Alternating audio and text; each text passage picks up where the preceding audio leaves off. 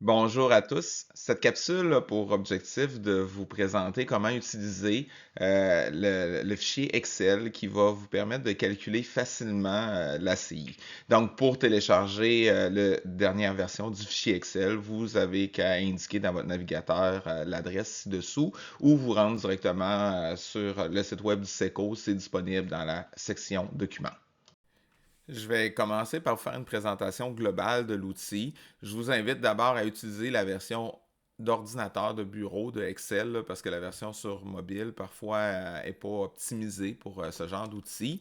Fait que vous pouvez indiquer votre nom et la session pour laquelle vous calculez votre CI si vous désirez enregistrer le fichier ou encore le faire imprimer. Le code de couleur qui est utilisé, c'est que les cellules en jaune doivent être remplies par l'utilisateur, tandis que les cellules en vert sont calculées automatiquement par des formules.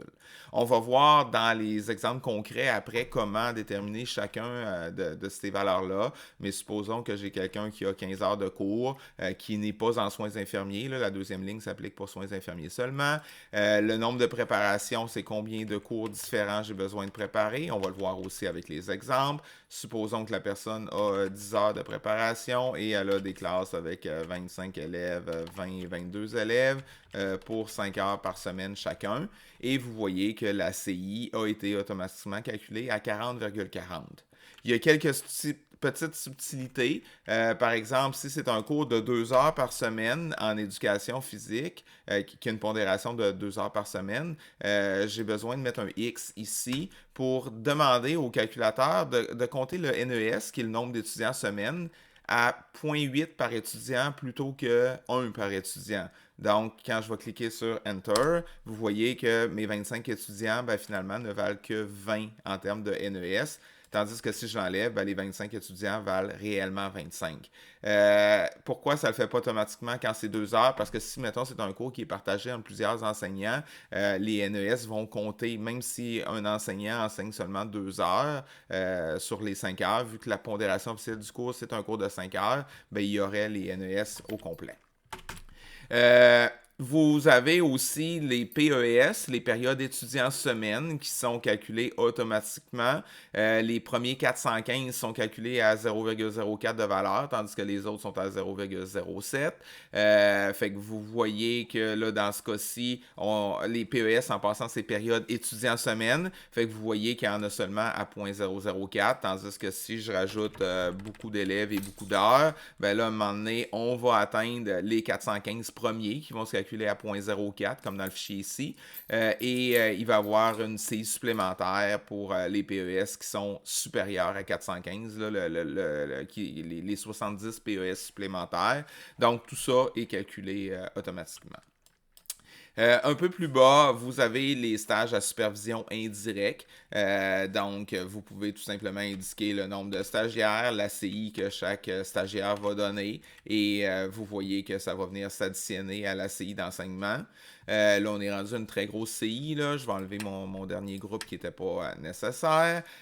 Et après ça, vous avez les allocations diverses comme par exemple RCD, RCP, les responsables de la coordination qui peuvent avoir une libération. Des PVRTT, programme volontaire de réduction de travail, si vous souhaitez avoir, mettons, juste 80% de votre tâche, par exemple, ben, ça veut dire que vous avez un 20% de congé. Fait que vous pouvez mettre un 20% ici, un 0,2.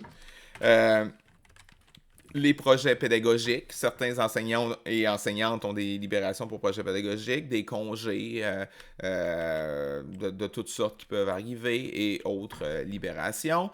Donc, on arrive dans ce cas-ci à 46,40, ce qui fait en sorte que je suis supérieur à 44, parce que normalement, c'est entre 0 et 44 pour être à un ETC session. Fait que vous voyez que finalement, la personne est un petit peu plus que 1 ETC. Supposons que l'autre session d'après, elle a un 38 de CI, ben, ça fait en sorte que finalement, elle a une CI totale de 84,40, ce qui lui permet une annualisation, parce qu'on est entre 80 et 88, fait qu'à ce moment-là, c'est un ETC tout simplement.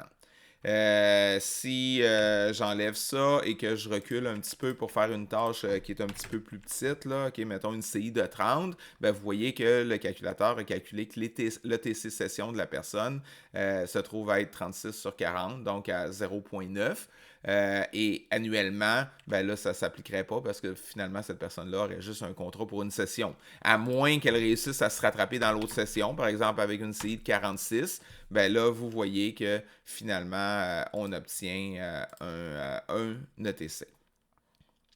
Je vois aussi qu'il y a un petit problème technique ici là, pour la valeur 0 qui s'affiche. Ça va être corrigé dans la version que vous allez pouvoir télécharger. Là, je vais faire la correction tout de suite après l'enregistrement de la capsule. Le premier exemple qu'on va faire ensemble, vous avez du côté gauche la tâche, donc ce serait 4 groupes. Vous voyez qu'il y a 2 fois le même cours, CCA, et 2 fois le même cours, CCB. Fait que finalement, il y a 2 préparations seulement. Ça va être important d'indiquer dans le logiciel tantôt. Le nombre d'heures de cours, on fait tout simplement la somme de toutes les heures. Fait que 5 plus 5 plus 4 plus 4 donne 18. Les heures de préparation, la règle, c'est qu'une heure de cours égale 1 heure de préparation. Ça ne veut pas dire que c'est ça dans la réalité, mais au fin de la formule de la CI, c'est ça qu'il faut utiliser. Fait que si vous voyez, il y a 2 fois le groupe CCA. Fait que j'ai pas besoin de préparer 10 heures de cours, j'ai besoin de préparer seulement 5 heures de cours, même si dans la réalité, on fait des adaptations, puis c'est jamais tout à fait pareil d'un cours à l'autre. Et même chose pour CCB, je compte juste une fois le 4 heures. Fait que ça me donne 9. Le NES, ben, c'est le nombre d'étudiants semaine et les PES, ben, c'est les périodes étudiants semaine. Vous n'avez pas besoin de faire les calculs manuellement pour le 95 puis le 428. Là, vous allez voir dans Excel, ça va se faire automatiquement. Si on veut calculer ce premier exemple, bon, ben, les heures de cours, on a établi qu'il y en avait 18. Les heures d'enseignement clinique, il n'y en a pas. C'est pour soins infirmiers seulement. Nombre de préparation, il y en a 2. Il y a CCA et CCB. Les heures de préparation, il va en avoir 9, comme on a dit tantôt. Le nombre d'élèves, j'en ai 25, 23, 25 et 22. Nombre d'heures par semaine, 5 heures, 5 heures, 4 heures et 4 heures. Fait que vous voyez que les NES qu'on avait tantôt, le 95, se retrouvent ici. Et le 428, les pèses totales, ben, sont ici aussi. Fait qu'il faut tenir compte que les 415 premiers valent seulement 0.04, tandis que les 13 prochains valent 0.07. Ça me donne au total 428. Fait que la CI calculée, ça me donne une CI de 48,16. Cet enseignant-là n'a pas de stage, n'a pas de libération, donc finalement, il a un ETC session de 1,08. Fait que si vous avez regardé les autres capsules, vous comprendrez que finalement, il va avoir un petit peu plus, parce qu'il faut être entre 40 et 44 pour être en pleine charge session. Donc, s'il ne revient pas à l'hiver, par exemple, il va avoir un petit supplément de rémunération. Par contre, s'il revient à l'hiver, ben là, il va falloir regarder c'est quoi la CI annuelle pour voir si ça peut lui permettre d'être annualisé, parce que la CI peut être débalancée d'une session à l'autre. Passons maintenant au deuxième exemple. Fait que pour cet exemple, qu'est-ce qu'on a de différent? C'est que cette fois-ci, on a 3 préparations. Fait qu'on a le cours CCA, CCD et CCE. Vous voyez qu'il y a moins d'étudiants un petit peu, moins d'heures par semaine. Fait qu'on va regarder qu'est-ce que ça donne en termes de CI pour cet enseignant-là. Premièrement, les heures de cours, il faut additionner les heures de chaque groupe. Les heures de préparation, ben, j'ai seulement 3 valeurs parce que j'ai une répétition pour le cours CCA. Fait que pas besoin de le préparer 2 fois en théorie. NES et PES vont être calculés automatiquement par Excel. Là, pas besoin de vous en soucier. On va calculer notre deuxième exemple. Fait qu'on a un 15 heures de cours, on a un 3 préparations et on a 11 heures de préparation. Le nombre d'étudiants 15, 19, 10 et 20. Le nombre d'heures de cours 4, 4, 4 et 3. Cette fois-ci, les PACE sont limités en bas de 415. Fait que ça veut dire que ils valent tous 0,04. Malgré ça, on a presque une pleine charge session. Okay? C'est dû au fait que les 3 préparations ont augmenté ma valeur de CI là, qui est associée à la préparation. C'est un incitatif dans la convention collective pour faire en sorte qu'un prof peut avoir plusieurs cours d'une même préparation plutôt que d'avoir 3 profs qui donnent trois groupes différents. Ben, c'est mieux d'avoir un enseignant ou une enseignante qui va donner l'ensemble des groupes pour un cours Donc, la formule qui va déterminer les ressources tient compte de ça.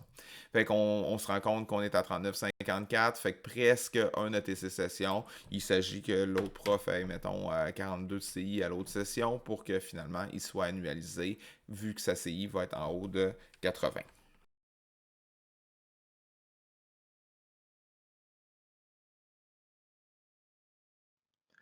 Mon troisième exemple, c'est un enseignant qui donnerait un cours qui serait séparé en deux labos. Donc, vous voyez le cours CCF, on a 25 étudiants, fait qu'on fait la théorie avec les 25 étudiants pour 3 heures par semaine, mais après ça, il y aurait un groupe de 13 et un groupe de 12 pour les laboratoires de 2 heures par semaine. Ensuite, il y a 2 fois le cours CCG qui s'ajoute à sa tâche. Donc, pour calculer les heures de cours, c'est les heures que physiquement l'enseignant est présent dans la classe. Fait qu'en réalité, pour le premier groupe, il a besoin d'être là 7 heures dans la classe, vu qu'il va faire le labo 2 fois. Et plus 4, ça va me donner 14. Les heures de préparation, il va préparer 5 heures pour le premier, même s'il va faire 2 fois la séance de labo, c'est les mêmes heures en théorie. Donc, on va obtenir 9 pour les heures de préparation. Nombre d'étudiants en semaine, c'est la somme. Et pour des étudiants, puis pour le PES, ben, je vais prendre tout simplement mes 25 étudiants que je vois 5 heures par semaine, peu importe qu'ils soient séparés en deux groupes, là, ça ne change rien. Là, chacun des 25 étudiants, je les vois pour 5 heures par semaine. On va voir dans Excel qu'on n'a pas besoin de faire énormément de modifications pour tenir compte de ça. Donc, pour mettre notre troisième exemple dans Excel, on va mettre nos heures de cours qui sont de 14. On va aller mettre à 2 préparations, c'est déjà ça. Les heures de préparation, on avait dit que c'est 9. Et on a 25 étudiants pour le premier groupe, 30 étudiants pour le deuxième groupe, 35 pour le troisième. Et au niveau des heures, ben, j'y vais simplement avec 5 heures par semaine, parce que mes 25 étudiants, j'y vois 5 heures par semaine. Mes 30 étudiants 4 heures et mes 35 étudiants 4 heures. On arrive bien à un PES de 385. Fait autrement dit, dans le calculateur, même si c'est 2 laboratoires, vous avez juste à faire semblant que c'est juste une fois, puis mathématiquement, ça va arriver à la bonne chose. La seule chose qui vient changer quand il y a un deuxième groupe de labo, ben dans le fond, c'est le nombre d'heures de cours qui vient d'augmenter. Tout le reste va rester pareil. Fait que mon quatrième exemple va être un petit peu plus compliqué. Fait que nous avons un groupe d'enseignement normal à 3 heures par semaine. Nous avons un stage à supervision indirecte pour 9 stagiaires et finalement, nous avons un projet pédagogique avec une libération de 0,1 ETC. Fait qu'on peut voir qu'il y a seulement 3 heures de cours et 3 heures de préparation. OK, les stages à supervision indirecte, les projets pédagogiques ne comptent pas pour des heures de préparation. Le NES, ben, il est tout simplement de 10 étudiants et les PES, c'est tout simplement de 30. Mettons l'exemple numéro 4 dans le calculateur Excel. Fait qu'en termes d'heures de cours, c'est 3. Nombre de préparation, c'est une seule. Le nombre d'heures de préparation, c'est 3. Et j'ai 10 élèves pour un nombre d'heures de 3 heures par semaine. Fait qu'on obtient une CI d'enseignement qui est 7,5, qui n'est pas énormément élevé, mais à ça va aller s'ajouter des stagiaires. Les stagiaires, pour mon premier stage, nous avons 9 stagiaires. La CI par étudiant est de 3,52, fait que ça va venir additionner à 31,68. Fait que là, on voit déjà là que la CI est proche d'un temps plein session. Et en plus, j'ai un projet pédagogique de 0,1 ETC qui va aller rajouter concrètement un 4 de CI. Fait qu'on se ramasse avec une pleine charge session. On est entre le 40 et le 44.